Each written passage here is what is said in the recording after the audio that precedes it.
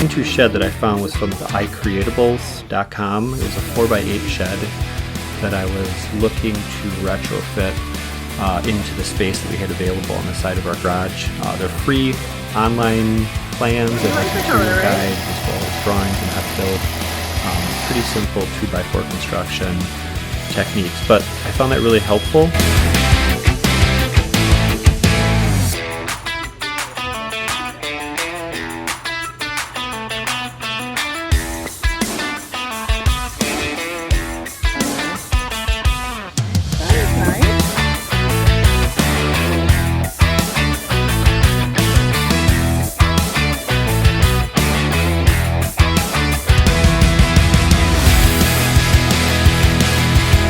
Rented my materials. I'll have a material list in the bottom. It was 2x6 pressure treated dimensional lumber for the base. It was 2x4s for all the walls, and then for the roof I actually used plastic corrugated panels, which worked out really well. They're pretty lightweight, easy to cut, easy to work with.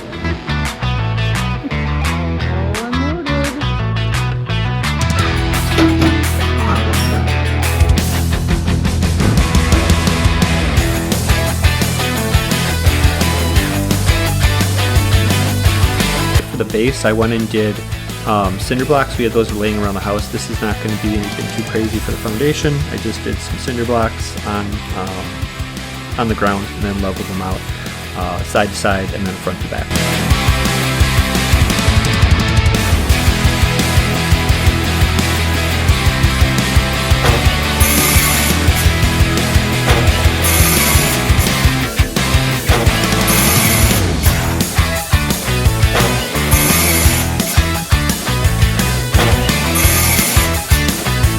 Really helped out this project is I actually bought a rough framing nailer, air nailer from Amazon. I think it was around $100 or something like that, but it really sped up the process, especially when you're doing the base, such as here, because it's able to fire really nice nails into pretty tough wood. You could always use screws, it would take longer, but I found that the nailer using 3-inch rough framing nails worked quite well for this project.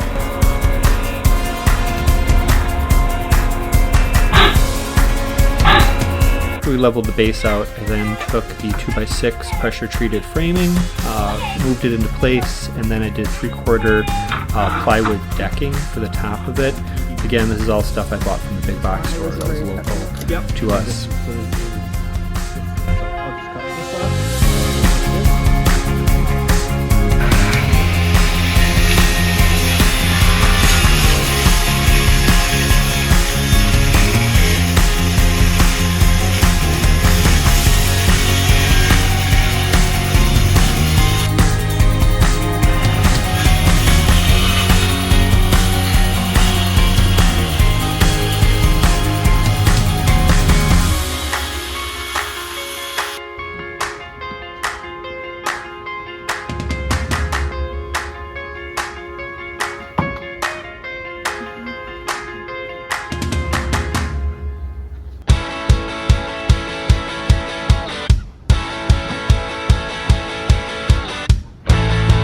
Okay, so after the base is in place, we had gutters that came from the front of the garage and that drained to the back of the garage. And what we were trying to do is figure out what is the height of the inside of the shed.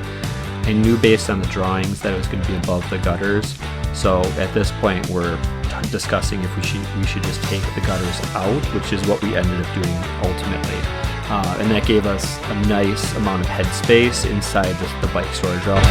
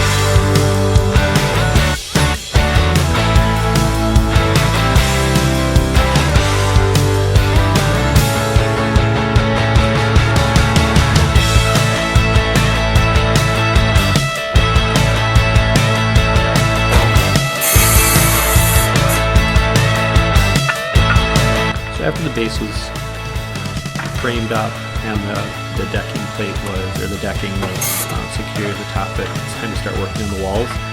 I'm just going to start with the short wall first, which is going to be the wall along the fence line.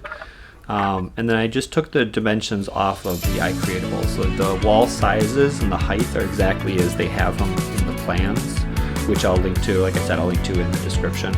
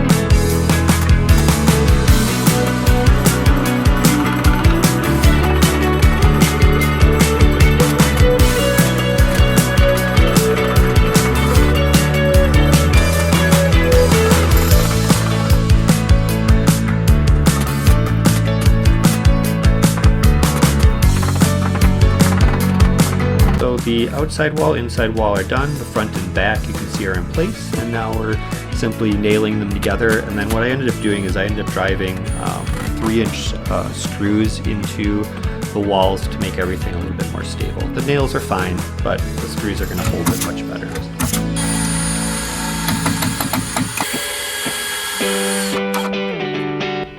So what I didn't show is the rafters. I had a jig that I used to go and create all the rafters, and I just did the pitch. So again, the iCreatable site has this actual jig in there. I printed it out and then just cut the notching for the inside and outside walls, and then lined all of my roof rafters up with my studs. So again, 16 inches on center all the way down.